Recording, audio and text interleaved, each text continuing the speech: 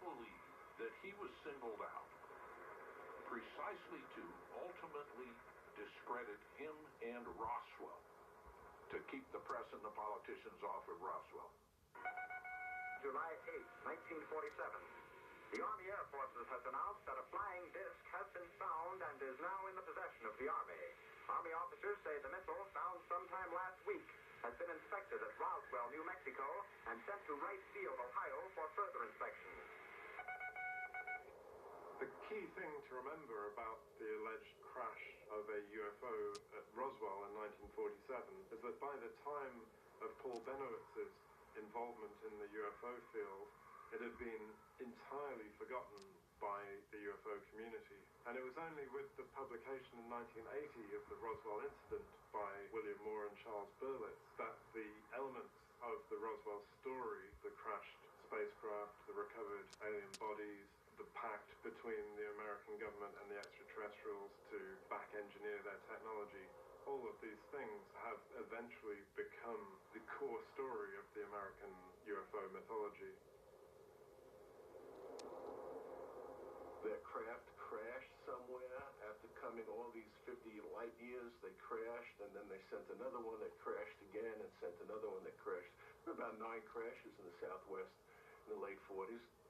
And that would indicate to me, or at least suggest to me, that we were testing something that was crashing.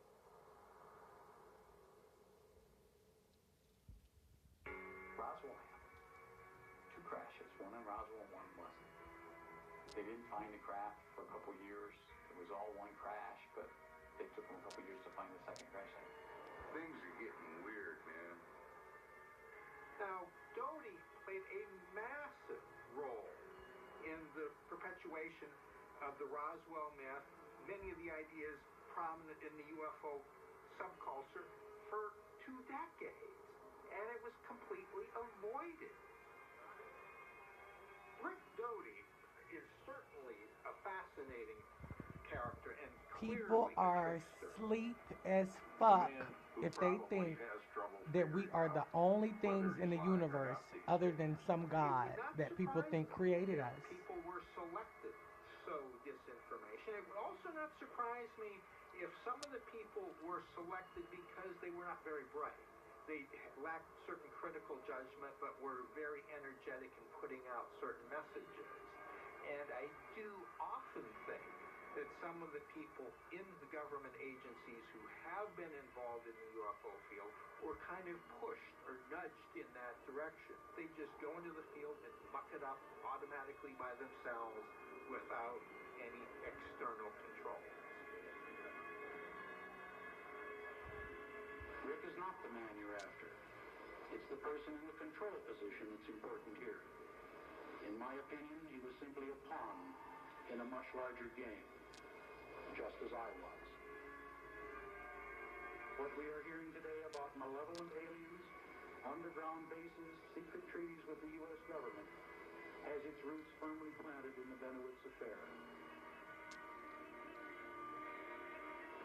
The entire story of a secret treaty between the U.S. government and the aliens, of exchanges of technology between us and the aliens, of battles between aliens and American armed forces, and of aliens allegedly having implanted hundreds of thousands, if not millions, of human beings for the purpose of taking over the world and using us as cattle or slaves, came about as a result of the disinformation